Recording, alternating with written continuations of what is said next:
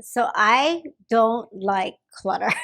It drives me bananas when I don't have like a clean space where the energy is smooth, the energy is flowing, and there's just stuff everywhere. And so my dad had been staying with me probably been about 2 months, and he had just had one of his surgeries. It might have been his knee surgery at the time.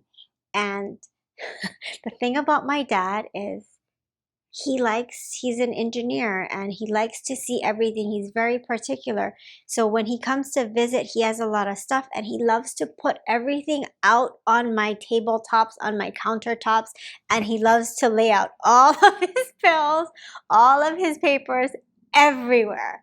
And it had been about 2 months, and I think I just about lost my mind. And he would have about lost his mind because he doesn't like people to touch his things when he puts them out.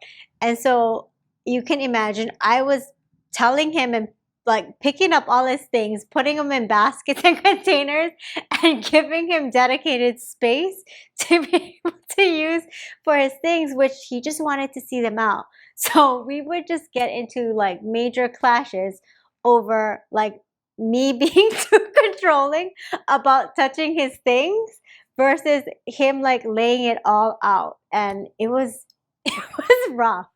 And I laugh about it now, but we used to like get so irritated and get into it and like snap at each other over just like clutter and like me touching his things, but basically he didn't like me telling him what to do, and I did not appreciate him not respecting like the space in my house while he was visiting.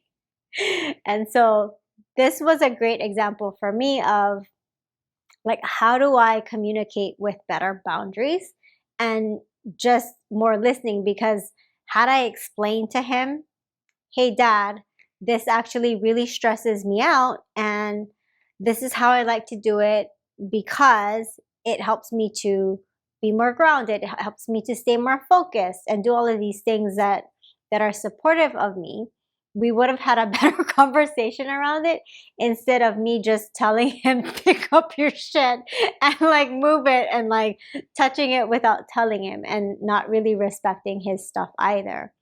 And yeah, so that was something that it took me many years to actually be able to articulate and for us to be able to communicate in a better way.